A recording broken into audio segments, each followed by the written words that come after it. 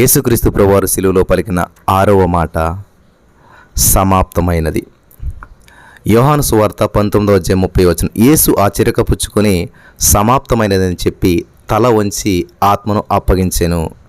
ఇది విజయవాక్కు. స్తోత్రం దేవా, ఈరోజు యొక్క వాక్యది అందరూ నాతో మాట్లాడి ప్రతి వారికి వినగల చెవి గ్రహించగలదని అనుగ్రహించమని నజరేయుడైన యేసుక్రీస్తు నామములో ప్రార్థించి నమ్మి పొందుకుని ఉన్నాం తండ్రి, ఆమెన్. ప్రియులు గమనించాలి, మనం గత 2 ధ్యానాంశాలు సిలువ వేదనకు మరియు విషాదానికి సంబంధించినటువంటివి.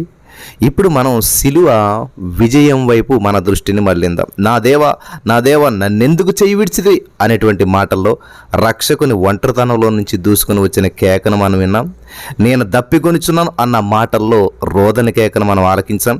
ఇప్పుడు సమాప్తమైనది అనేటువంటి మాటల్లో విధియోత్సపు కేకను మనం వింటూ ఉన్నాం. బాధితుని పెదవుల నుండి ఒక్కసారిగా విధియోత్సాహపు పలుకులు దూసుకొని వచ్చాయి. బాధితుని విషాద పలుకులు ఒక్కసారిగా విజయోత్సాహ పలుకులయ్యాయి. బాధితుడు హఠాత్తుగా విజయుడయ్యాడు. కనుక మనం విషాద పలుకుల నుండి విజయవాక్కుల వైపు మన దృష్టిని మరల్చుదాం. ప్రతి కారు మేఘం చివరన ఒక మెరుపు తీగ ఉంటుంది. హల్లెలూయా, వండర్ఫుల్. ప్రతి కారు మేఘం చివరన ఒక మెరుపు తీగ ఉంటుంది. ఇంతవరకు కూడా మనం ధ్యానించినటువంటి కారు మేఘం సంగతి కూడా అంతే. యేసుక్రీస్తు సిలువకు 2 వైపులు ఉన్నాయి. ఒకవైపు ఆయన శ్రమానుభవాలు చూపెడుతుంటే మరొక వైపు ఆయన రాకడ గమ్యాన్ని చూపెడుతుంది. ఒకవైపు దేవుని ఉగ్రతను చూపెడుతుంటే మరోవైపు రక్షణాధారాన్ని ప్రదర్శిస్తూ ఉంది. సమాప్తమైనది. పురాతన గ్రీకులు అతి చిన్న విషయాలను గొప్ప డంబంగా చెప్పుకునేటువంటి వారంట. ఒక చుక్క నీటిని సముద్రంగా వారు అభివర్ణించేవారంట. మనం ధ్యానించే ఈ అంశంలో వారి కోరిక నెరవేరింది. వాస్తవానికి సమాప్తమైనది అనేటువంటి చిన్న మాటలో సముద్రం అంత భావం ఉన్నది. దేవునికి స్తోత్రం కలుగును గాక. చిన్న మాటే, కానీ ఇందులో సముద్రం అంత భావం ఉన్నదని చెప్పి మీరు గ్రహించాలని ప్రభు పేరట మనం చేస్తూ ఉన్నాను. దేవునికి స్తోత్రం కలుగును గాక. హల్లెలూయా. ఇక్కడ మనం గమనించినట్లయితే ఈ సమాప్తమైనది అనేటువంటి మాట ఒకే ఒక్క పదమే అయినప్పటికీ కానీ ఆ చిన్న పదంలో దేవుని సువార్త అంతా కూడా ఇమిడి ఉంది. విశ్వాసి నిరీక్షణాధారం ఈ యొక్క చిన్న పదంలో ఉన్నది. దైవికమైనటువంటి ఆనందం, దైవికమైనటువంటి సంతృప్తి ఈ చిన్న పదంలో ఉన్నాయి. సమాప్తమైనది. నిస్సహాయుడైనటువంటి హతసాక్షి పలికినటువంటి నిరాశా పలుకులు కావివి. ఇక కొన్ని క్షణాల్లో తన శ్రమలు అంతం కానున్నాయన్నటువంటి సంతృప్తి పలుకులు కావివి. అలసిపోయిన పెదవుల్లో నుంచి మరణ సమయానికి ముందు వచ్చినటువంటి చివరి పలుకులు కావివి. కానీ తాను దివి నుంచి భూమికి ఎందు నిమిత్తం వచ్చాడో ఆ ఉద్దేశం నెరవేర్చబడినందున ఆనందంతో విమోచకుడు చేసినటువంటి విజయకేకయే ఇది. దైవికమైనటువంటి స్వభావాన్ని సంపూర్ణంగా ప్రదర్శించేందుకు సమాప్తం జరిగించబడిందన్నటువంటి సంతృప్తి కేకే ఇది. పాపి రక్షణ కోసం సమస్తం సమాప్తం చేయబడిందన్నటువంటి ప్రకటనే ఇదనమాట. పాపి విడుదల కోసం విమోచన క్రయధనం పూర్తిగా చెల్లించబడిందన్నటువంటి ప్రకటనే ఇదనమాట. సమాప్తమైనది. మానవ చరిత్రలో దేవుని గొప్ప ఉద్దేశం నెరవేర్చబడింది. ప్రారంభం నుంచి దేవుని యొక్క ఉద్దేశం ఒకటే. ఆ ఉద్దేశం అనేక విధాలుగా మానవునికి ప్రకటించబడింది. హల్లెలూయా. ఆయా గుర్తుల ద్వారా, హెచ్చరికల ద్వారా, మార్మికమైనటువంటి సూచనల ద్వారా, స్పష్టమైనటువంటి సందేశాల ద్వారా, ఇక్కడ మెస్సయాను గురించినటువంటి ప్రవచనాల ద్వారా, బోధన ప్రకటనల ద్వారా ఆయన యొక్క ఉద్దేశం బయలుపరచబడింది.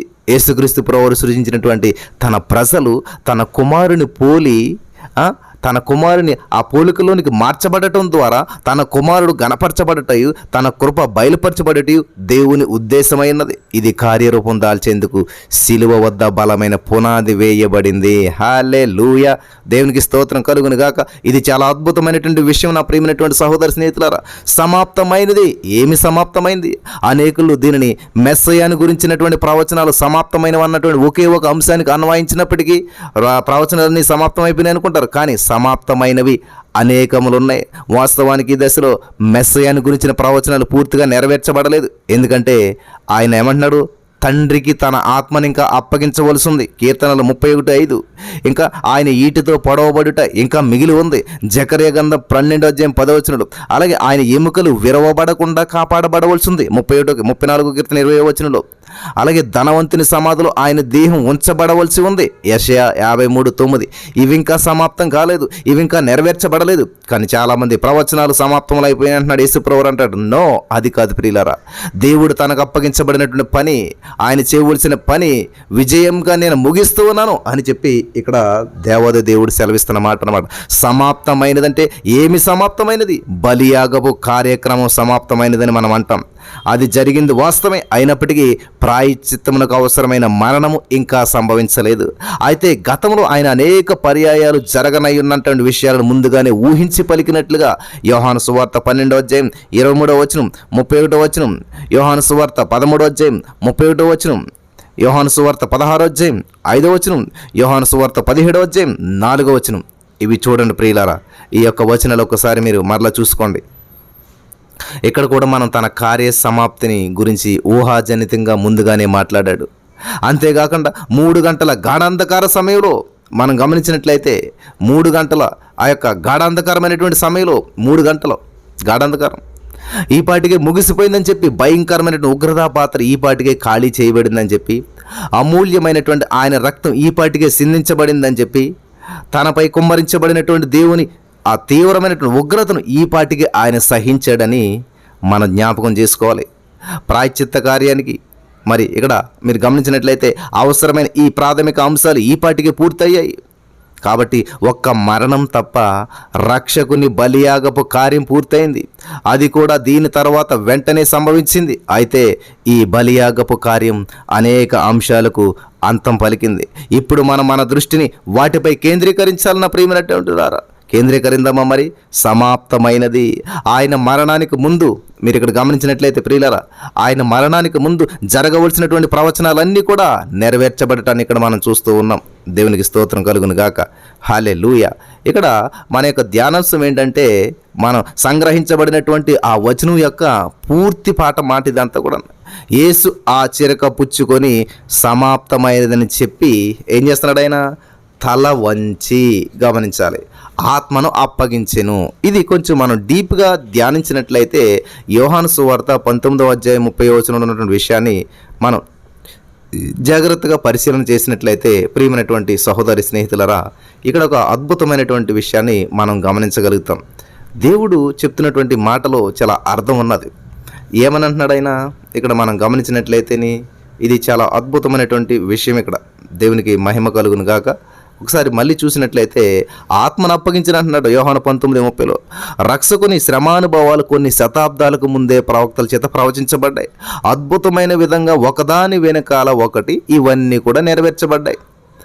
ఆయన అనగెవరు? యేసుప్రభువారు. చూద్దాం. నెంబర్ 1, స్త్రీ సంతానంగా ఉండునని చెప్పి ప్రకటించబడింది. ఇప్పుడు ఆదికాండం 3:15. వింటున్నారా? ఆదికాండం 3:15 ఎవరంటే ఆయన స్త్రీ సంతానం అని చెప్పి అక్కడ ప్రవచనం ఉంది. అలాగే ఆయన స్త్రీ యందు పుట్టాడు. గలతీ 4:4 మనం చూడొచ్చు. ఆయన తల్లి ఒక కన్యక అని ప్రవచనం ప్రకటించబడింది. యెషయా గ్రంథం 7:14 మనం చూసినట్లయితే. అలాగే ఆయన కన్యక గర్భంలో జన్మించాడు. మత్తయి సువార్త 1:18. అలాగే ఆయన అబ్రహాము సంతానంగా ఉంటాడు అని చెప్పి ప్రవచనం బయలుపరచబడింది. ఆదికాండం 22:18. అలాగే ఆయన అబ్రహాము వంశంలో జన్మించాడు. మత్తయి సువార్త 1:1 తెలుస్తుంది మనకి. నెక్స్ట్ ఆయన దావీదు వంశంలోను గోత్రంలోను జన్మిస్తాడని చెప్పి ప్రవచనం తెలియపరచబడింది 2 సమూయేలు 7:12-13 అలాగే ఆయన జన్మించాడు. రోమా 1:3 మనం చూసినట్లయితే ఆయన జన్మించక మునిపే ఆయనకు నామకరణం చేయబడుతుందని చెప్పి ప్రవచనం చెప్పబడింది. యెషయా గ్రంథం 49:1 అలాగే జరిగింది. లూకా సువార్త 1:31 ఆయన యూదా బెత్లెహేములో జన్మిస్తాడని చెప్పి ప్రవచనం చెప్పింది మీకా 5:2. అదే ఆయన జన్మస్థలమైంది మత్తయి సువార్త 2:1 ఆయన జన్మ అనేకులకు దుఃఖ కారణం అవుతుందని చెప్పేసి ప్రవచనం తెలియజేయబడింది ఇర్మియా 31:15. ఆ ప్రవచనం యొక్క విషాదకరమైన నెరవేర్పు జరిగింది మత్తయి సువార్త 2:16, 17, 18 ఆయన వచ్చేటువంటి వరకు కూడా యూదా ఒక రాజ్యంగా ఉండునని ప్రవచించబడింది ఆదికాండం 49:10. మిగతా గోత్రాలన్నీ బానిసత్వంలోనికి వెళ్ళినప్పటికీ కూడా ఆయన రాకడ సమయానికి యూదా ఇంకను ఒక దేశంగా ఉనికిలో ఉంది. ఆయన ఐగుప్తుకు పారిపోతాడని చెప్పి తిరిగి పాలస్తీనాకు వస్తాడని చెప్పి ప్రవచించబడింది హోషేయ 11:1. యెషయా గ్రంథం 49:3-6 అది నెరవేరింది ఎక్కడంటే మత్తయి సువార్త 2వ అధ్యాయం 14-15 వచనాల్లో. హల్లెలూయా. యేసుక్రీస్తు ప్రభు రాకడకు ముందు మార్గం సరళం చేయబడుతుందని చెప్పి ప్రవచించబడింది మలాకి 3:1లో. బాప్తిస్మమిచ్చి యోహాన్లో ఇది నెరవేరబడింది మత్తయి సువార్త 3:1-2-3 వచనాల్లో. హల్లెలూయా. అలాగే గుడ్డివారు కన్నులు తెరవబడును, చెవిటివారు చెవులు విప్పబడు, కుంటివాడు దుప్పివలె గంతులు వేయును, మూగవాని నాలుక పాడును, అరణ్యంలో నీళ్లు ఉబుకును, అడవిలో కాలువలు పారును అని చెప్పి ఆయన గురించి ప్రవచించబడింది యెషయా గ్రంథం 35వ అధ్యాయం 5-6 వచనాలు. 4 సువార్తల్లో కూడా ఇది ఎంత రమ్యంగా నెరవేర్చబడిందో కదా నా ప్రియమైనటువంటి వారలారా. ఆయన దీనుడిగా జీవిస్తాడని చెప్పి ప్రవచించబడింది కీర్తనల గ్రంథం 40:17లో. హల్లెలూయా. తల వాల్చుకొనుట కైనను స్థలం లేకుండా ఆయన జీవించాడు మత్తయి సువార్త 8వ అధ్యాయం 20వ వచనంలో. ఆయన ఉపమాన రీతిగా మాట్లాడతాడని చెప్పి ప్రవచనం చెప్పింది 78వ కీర్తన 2వ వచనంలో. తన బోధనలో ఆయన ఉపయోగించిన విధానం ఇదే. ఆయన గాలి తుఫాన్లో నిమ్మలపరుస్తాడని చెప్పి ప్రవచనం తెలిపింది 107వ కీర్తన 29వ వచనంలో. ఆయన ఖచ్చితంగా అలానే చేశాడు. యెరూషలేమును ఆయన విజయోత్సాహంతో ప్రవేశిస్తాడని చెప్పి ప్రవచించబడింది జకర్యా 9:9లో. అది నెరవేర్చబడింది. ఆయన తృణీకరించబడతాడని చెప్పేసి యెషయా గ్రంథం 53వ అధ్యాయం 3వ వచనంలో. మరి యూదుల చేత తిరస్కరించబడతాడని చెప్పి యెషయా గ్రంథం 8:14లో. నిష్కారణంగా ద్వేషించబడతాడని చెప్పి కీర్తనలు 69:4లో ప్రవచనాలు అనేటువంటివి తెలుపబడ్డాయి. ఖచ్చితంగా అలానే జరిగింది. ఆయన శిలువ శ్రమ మరణాలను ప్రవచనాలను ముందుగానే చిత్రీకరించాయి. ఆయన శిలువ దృశ్యాలు ఖచ్చితంగా అలానే ప్రదర్శించబడ్డాయి. ఆయన సహచరుడు ఆయనను అప్పగించడం, ఆయన శిష్యులు ఆయనను వదిలి పారిపోవటం, వధకు కొనిపోబడటం, తీర్పుకు కొనిపోబడటం, ఆయనకు విరోధంగా అబద్ధ సాక్షులు ముందుగా రావటం, తన పక్షంగా తాను వాదించడానికి ఆయన నిరాకరించడం, ఆయన నిర్దోషిగా తీర్పు తీర్చబడటం, అన్యాయపు తీర్పు తీర్చబడటం, మరణశిక్ష విధించబడటం, కాళ్ళు చేతులు మేకులతో గుచ్చబడటం, నేరస్తులలో ఒకనిగా ఎంచబడటం, జనసమూహం అపహాస్యం చేయడం, అంగీ కోసం చీట్లు ఇవన్నీ కూడా శతాబ్దాలకు పూర్వమే ప్రవచించబడ్డాయి. అవన్నీ ఒక్క అక్షరం కూడా తప్పిపోకుండా నెరవేర్చబడ్డాయి. ఇప్పుడు తన తండ్రి చేతికి తన ఆత్మను అప్పగించుట అనేటువంటి ఒకే ఒక్క ప్రవచనం నెరవేర్చబడకుండా మిగిలిపోయింది. నేను దప్పికొనిచున్నాను అని చెప్పి ఆయన పలికిన తర్వాత, చేదు చిరక ఆయనకు ఇవ్వబడిన తరువాత ప్రవచనాలన్నీ నెరవేర్చబడ్డాయి. తనను గురించినటువంటి ప్రవచనాలన్నిటినీ ప్రభువైన యేసు ఒక్కసారిగా పునః పరిశీలించుకున్నాడు. అన్ని వెనక్కి తిరిగి చూస్తున్నాడు. అవన్నీ నెరవేర్చబడ్డాయన్నటువంటి నిర్ధారణకు ఆయన వచ్చాక సమాప్తమైనది అని చెప్పి ఆయన విజయ కేక వేశాడు. ప్రభువైన యేసుక్రీస్తు ప్రభువారు మొదటి రాకడను గురించి అనేక ప్రవచనాలు ప్రవచించబడ్డాయని, అవన్నీ పూర్తిగా నెరవేర్చబడ్డాయని పై విషయాలు మనకు గుర్తు చేస్తున్నాయి. అలాగే ఆయన రెండవ రాకడను గురించి కూడా అనేక ప్రవచనాలు చెప్పబడ్డాయి. వాటిలో అనేక నెరవేర్చబడ్డాయి, మరికొన్ని నెరవేర్చబడనై ఉన్నాయి. ఆయన మొదటి రాకడను గురించినటువంటి ప్రవచనాలు ఎలా ఖచ్చితంగా నెరవేర్చబడ్డాయో నా ప్రియమైనటువంటి సహోదర స్నేహితులారా, మనం పరిశీలన చేసినట్లయితే పరిశీలించాం, చూసాం, అన్నీ కూడా నెరవేర్చబడ్డాయి. అలాగే ఆయన రెండవ రాకడను గురించినటువంటి ప్రవచనాలు కూడా ఖచ్చితంగా నెరవేర్చబడటాన్ని మనం కన్నులారా చూడబోతూ ఉన్నాం. వాటిలో ఒక్కటి కూడా తప్పిపోదు, ఒక అక్షరం కూడా పక్కకు తొలగించబడదు. మొదటి రాకడను గురించిన ప్రవచనాలు నెరవేర్పును అంగీకరించిన మనం రెండవ రాకడను గురించిన ప్రవచనాలు నెరవేర్పును కూడా ఖచ్చితంగా సంచయించకుండా మరి వక్రీకరించి మాట్లాడటం మోటుతనం అవుతుందన్నమాట. పొందిగలిగినటువంటి తర్క విరుద్ధమైనటువంటి వాదాలను మాత్రమే కాకుండా మనకు మిక్కిలి హానికరమును దేవుణ్ణి ఆయన వాక్యాన్ని అగౌరవపరచడమై ఉన్నదన్నమాట. కాబట్టి ఖచ్చితంగా దేవుడు వస్తాడు, రెండవ రాకడ ప్రవచనాలు కూడా నెరవేర్చబడతాయి. నమ్ముట వలన ఈ యొక్క కార్యాలు మనం చూడగలుగుతాం. అందుకనే దేవుడు అవన్నీ సమాప్తమైనవి అని చెప్తున్నాడు. నమ్మిన వారు పొందుకొందురుగాక. ఆమేన్.